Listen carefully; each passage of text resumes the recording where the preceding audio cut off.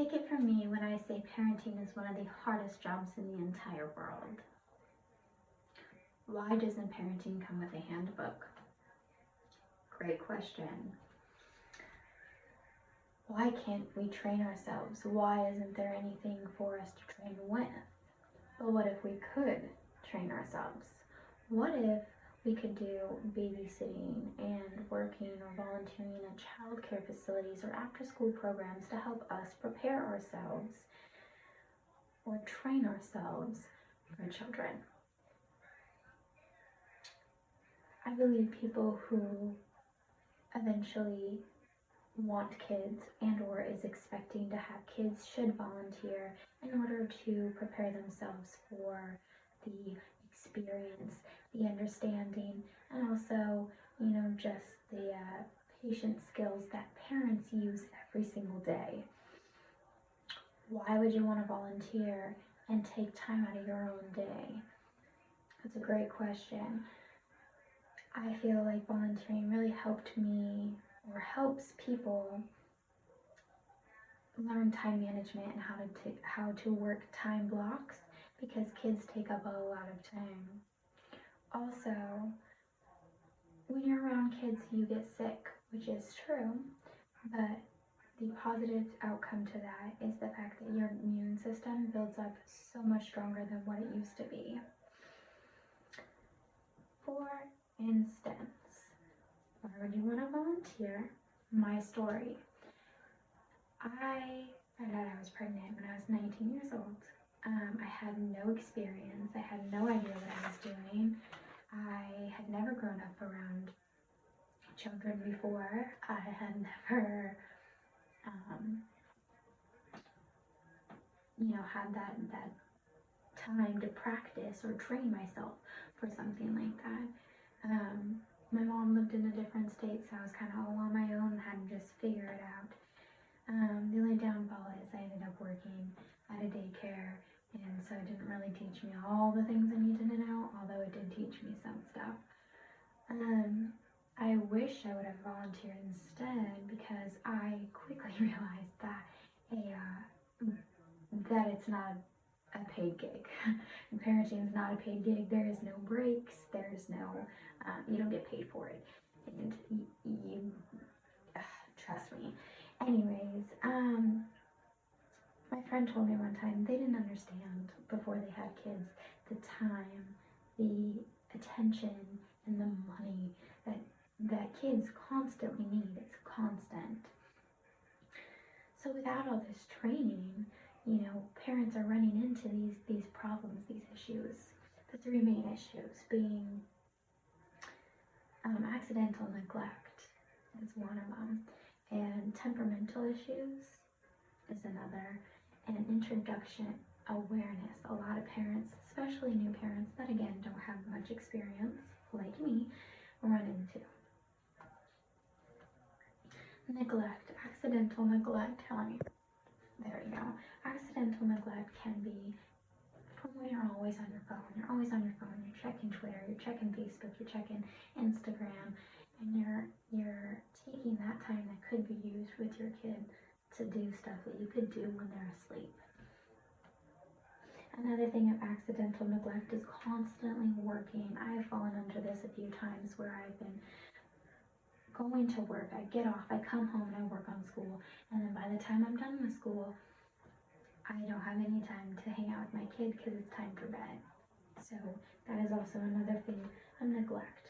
A lot of things I've seen in younger moms and dads is partying and keeping up with that like social status, because we're young and we still have all this life and stuff that we can party and we don't want to lose our friends because we're such young parents. Second problem, temperamental issues. First thing is first, when you are on very little sleep, you're instantly cranky, always. Doesn't matter who you are or what the reason you're losing sleep is, you're instantly cranky. Then you have the fact that when you are a new parent, you don't understand the financial responsibilities that these kids have. These kids take so much money and so much because you want the best things for them, especially as a new parent. You want all the nice you should get this because this is really good. This is a great product for your kid. You run into a lot of financial stresses and a lot of financial problems, which cause you to lash out. Also, when you don't know, when you have no idea what your kid wants and they can't tell you because they don't know how to. They don't know how to talk to you. They don't know how to tell you, I want a bottle, I'm hungry, or hey, I need a diaper change because I'm soaking wet, or hey, I just want to be loved and I want to be picked up and I want to be cuddled. So sometimes it can just be so frustrating and just aggravating and you're just like, what do you want? I don't know. And you get stressed out. Third problem would be, before we move on, Diana Ellman, who was in a TED Talk, said that she didn't feel like she was a good mom because, all these other moms don't have babies that cry and that other women could come in and they would know exactly what to do. At that moment, you could tell that Diana really had a lot of stress and she didn't really know how to relieve it, and just a lot of issues with her temperament towards herself and towards her kid. She didn't feel like she was good enough. A lot of temperamental issues in that quote. Moving on to introduction. Introduction awareness is probably one of the best things to know, but a lot of new parents don't. For instance, there are certain days, like certain months, that you start working on tummy time and back, like how much time is spent on their tummy, how much time is spent on their back, how much time they should spend working on certain muscles at all times, when certain foods should be introduced, because believe it or not, there is a lot of different foods and different textures for different age groups, which you wouldn't know as a new parent unless you researched it or you had that experience or that training. By the end of their 3rd month, 7th month, and year mark, they should be doing certain things at certain times, certain ages. They should be developed a certain amount. And so, as you can see here from the Early Learning Center in Florida, Southern Florida, they have a website there that shows you what all they need to be doing at certain ages. So we have solutions here for all 3 of those problems. First solution with problem number 1 being accidental neglect, putting your phone down, making sure you have the time,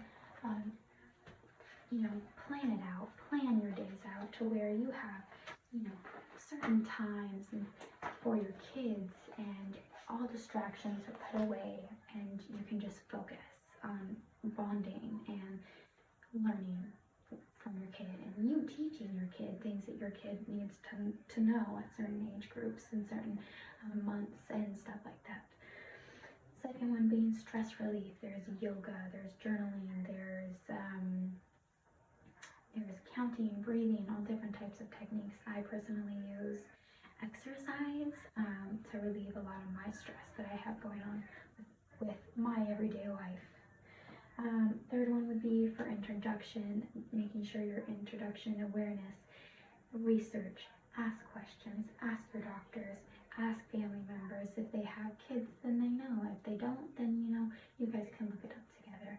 Research is really good, especially when you have a kid. You want to know about the vaccinations. You want to know about when they should be walking, when they should be talking, what foods they should be eating, when to introduce solids, etc. The benefits of knowing all the solutions to these problems is great. It's a huge, all these benefits are great.